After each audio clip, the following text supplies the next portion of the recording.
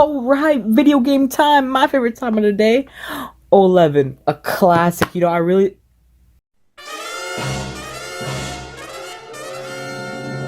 we don't need to play 11, alright?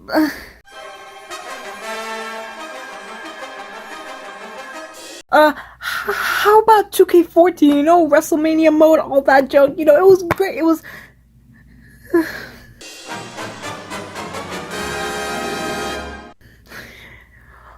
we don't need to play 2K14 either.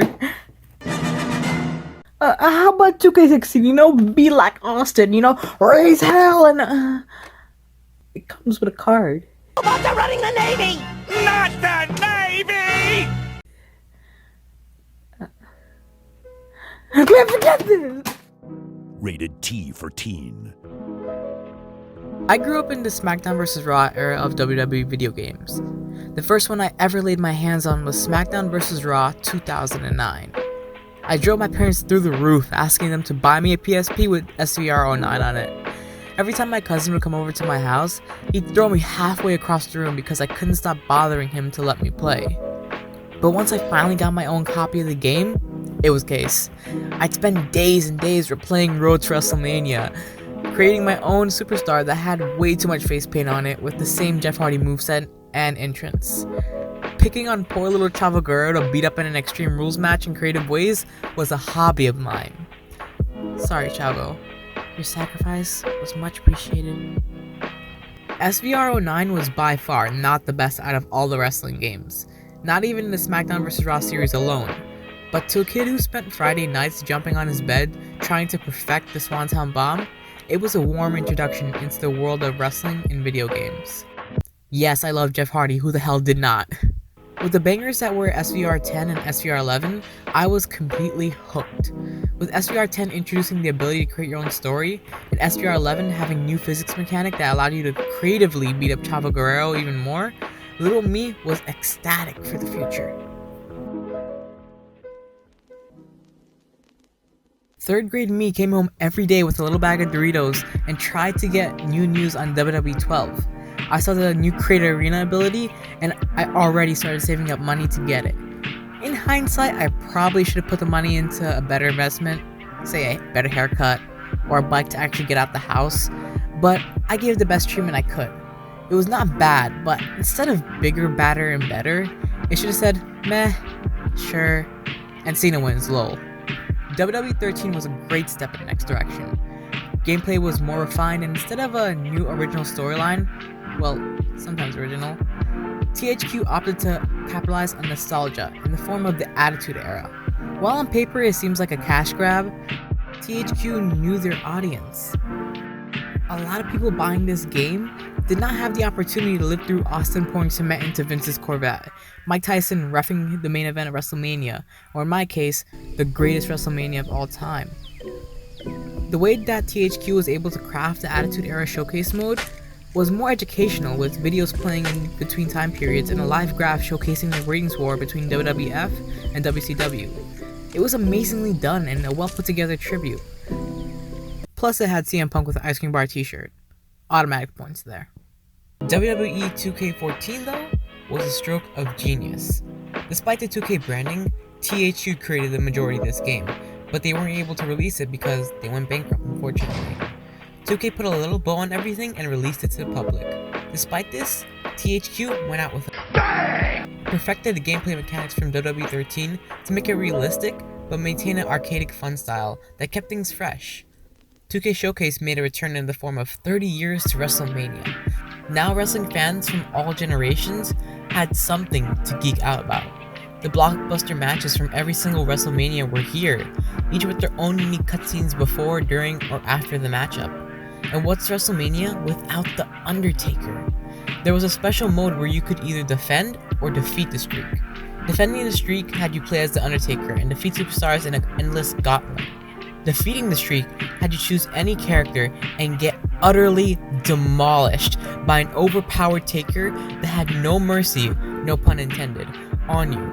This man reverses every finisher, dives outside the ring, teleports right behind you. Man, this was a challenge of all challenges. but it was fun. Getting so close but no cigar was something that we'd never seen in a wrestling video game. All of them really just pick up and play and have some fun with your friends.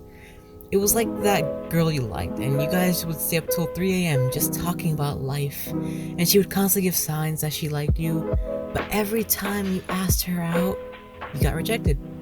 But you still text back. Why? Because you know you are the one. The one in 20 and 1. Much like that sad bachelor that sits on the doorstep, wondering why he just spent all that money on dinner just to get rejected, other sad bachelors wondered why they spent $60 on WWE 2K15.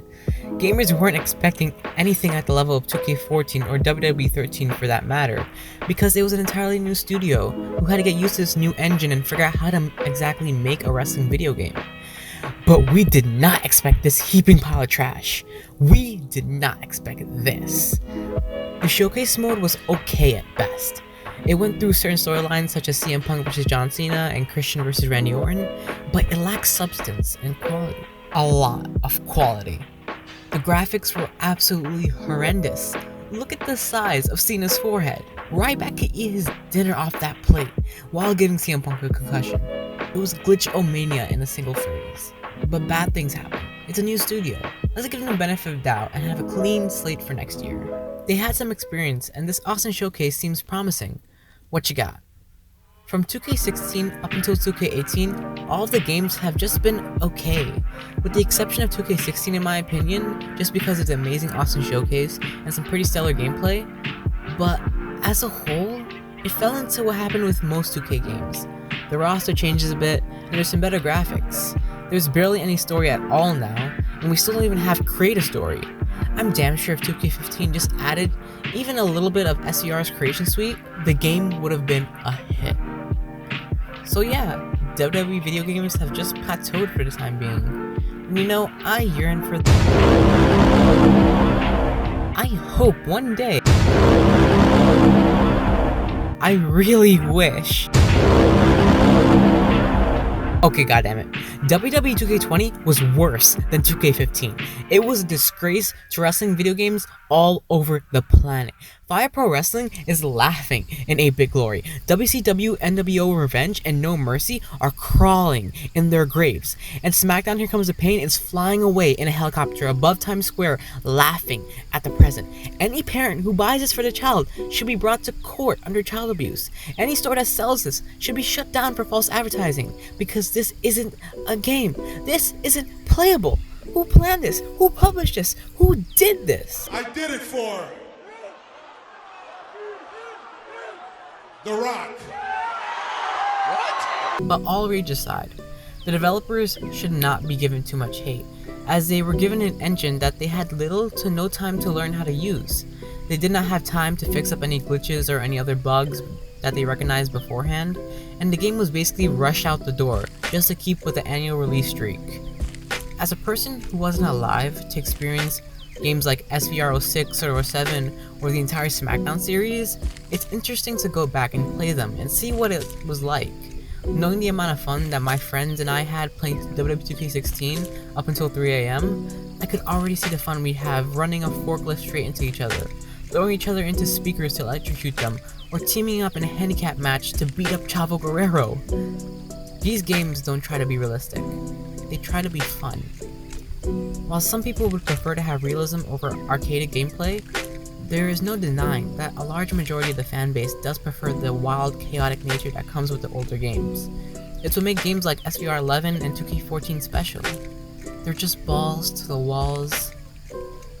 Fun. Alright, video game time!